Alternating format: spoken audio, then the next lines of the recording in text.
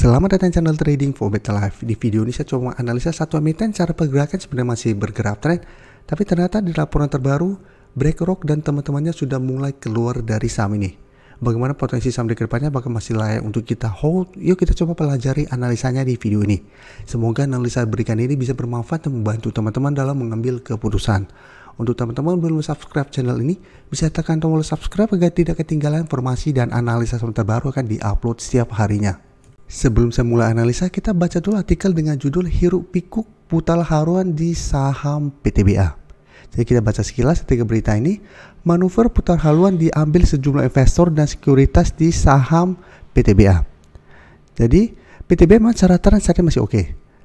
Tapi deretan sekuritas terpantau telah merevisi turun peringkat rekomendasi saham PTBA pada penghujung Maret tahun 2024. Jadi kita baca sekilas. Dari data Bloomberg, ada 5 sekuritas yang merevisi turun peringkat rekomendasi saham PTBA sepanjang Maret 2024. BCA Sekuritas menurunkan peringkat saham PTBA menjadi hold. Keputusan serupa juga diambil Kiwom Sekuritas, sedangkan Mirae merevisi turun peringkat saham PTBA menjadi sell. Dan kebijakan itu juga ditempuh Sinarmas dan RHB. Dan ada beberapa sekuritas yang masih menyemakan hold. Tapi jika kita baca lebih lanjut, dari data Bloomberg juga menunjukkan perbaikan saham The Vanguard sudah mulai turun. Dari akhir 2023 menjadi 156,30 juta pada penghujung kuartal 1 tahun 2024. Selain Vanguard, BlackRock juga terpantau mulai mengurangi kepemilikan saham PTBA. Dimensional Fund Advisor juga sudah mulai keluar. Jadi ada beberapa investor besar yang sudah mulai keluar dari saham PTBA di kuartal 1 tahun 2024. Tapi secara teknikal bisa kita lihat PTBA sebenarnya masih oke secara tren. Jadi apabila teman-teman masih hold, menurut saya masih sangat layak untuk di hold walaupun terpantau sekuritas merevisi turun atau investor besar sudah mulai take profit. Karena secara tren masih oke, bisa kita masih bergerak tren. Garis EMA 50 juga sudah berpotong dengan garis EMA 150. Dan jika kita perhatikan untuk broker summary, asing memang terpantau sudah mulai keluar, tapi di broker summary pada perdagangan hari Jumat kemarin ini terpantau masih ada akumulasi. Jadi secara tren masih oke. Di broker summary juga masih ada akumulasi. Teman-teman apabila masih ingin trail stop, mungkin bisa dijadikan harga 2.900 untuk trail stopnya. Dan saya lihat PTBA masih ada potensi untuk kembali naik mengetes harga 2.150 sampai harga 3.000 yang memang belum sempat disentuh PTBA sampai saat ini. Tapi secara tren selama belum ada tanda-tanda patah tren, menurut saya PTBA masih bisa di hold. Sedangkan untuk teman-teman saat ini baru mau coba entry, menurut saya paling aman adalah coba tunggu kembali di sekitar 2.850 untuk coba entry di sekitar target harga ini, daripada paksakan untuk coba entry di sekitar 2.900 atau malah di atasnya. Untuk PTBA banyak yang masih menunggu sentimen dividennya, berapa dividen yang akan dibagikan. Apabila dividen dibagikan lumayan besar, masih ada potensi saya lihat PTBA untuk kembali mengetes harga 3.000 ini. Jadi untuk PTBA menurut saya saat ini masih layak untuk di hold, masih bisa dipantau pergerakannya selama belum patah tren. Ini masih ada potensi untuk kembali bergerak naik. Selanjutnya saya akan coba analisa saham ABMM yang bisa kita lihat secara tren juga masih bergerak tren. Sebelumnya sempat terkoreksi setelah gagal naik di atas 4.000, tapi bisa kita lihat hari Jumat kemarin masih naik kembali 2% lebih ke 4.040. Dari cara pergerakan masih mencoba untuk break 4.000 dan menarik. Apabila berhasil break, ada potensi kembali menuju 4.200 yang merupakan resisten lebih kuat untuk ABMM. Jadi secara tren ini juga masih sangat layak untuk di hold. Dan jika kita perhatikan untuk ABMM, asing 2 hari terakhir mulai masuk akumulasi setelah sebelumnya keluar, tapi di broker summary ini terpantau malah ada distribusi dengan jumlah yang lumayan besar. Jadi untuk ABMM, apabila teman-teman mau swing, bisa pertimbangkan untuk take profit apabila ternyata ABMM gagal melewati 4.000, karena kenaikan ini ternyata masih ada distribusi dan secara teknikal atau secara candle ini belum terkonfirmasi break. Karena sebelumnya juga bisa kita lihat ada candle hijau lumayan solid berada di atas 4.000, ternyata masih gagal break dan melemah. Atau teman-teman mau trail stop, misalnya masih bisa trail stop selama ABMM masih kuat berada di atas zona 3.700 sampai 3.800. Jadi bisa jadikan zona target harga ini untuk trail stopnya selama masih kuat berada di atas target harga ini. Misalnya ABMM masih layak untuk di hold dan masih berpotensi untuk menuju target di 4.200. Jadi menurut saya ini target take profit di 4.200. Karena sebelumnya beberapa kali mengetes 4.200 gagal dan mulai bergerak reversal. Jadi apabila terpantau berhasil naik di atas 4.000 tapi tetap kesulitan untuk break 4.200, bisa pertimbangkan untuk take profit. Selanjutnya Adro juga bisa kita lihat cara pergerakan saat ini masih oke, walaupun dalam beberapa minggu terakhir ini sideways.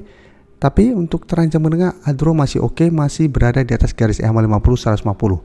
Apalagi garis EMA 50 150 saat ini tepat di sekitar 2580. Jadi ada potensi garis EMA 50 berpotongan dan melanjutkan kenaikan. Dan jika kita perhatikan di sini, untuk resisten terdekat saat ini ada sekitar 2750 dan resisten lebih kuatnya lagi di 2800. Dan jika kita perhatikan akhir tahun kemarin di sekitar September, Adro sempat break 2800 dan menuju harga 3000.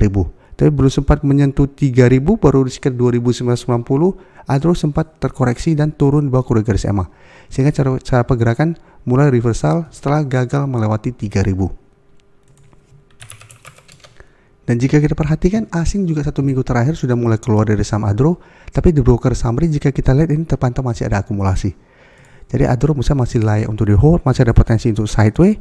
Dengan range harga pergerakan masih ada potensi di bergerak di range harga 2650 sampai maksimal 2800. Dan menurut saya ini merupakan target take profit di sekitar 2750 sampai 2800 untuk target swing.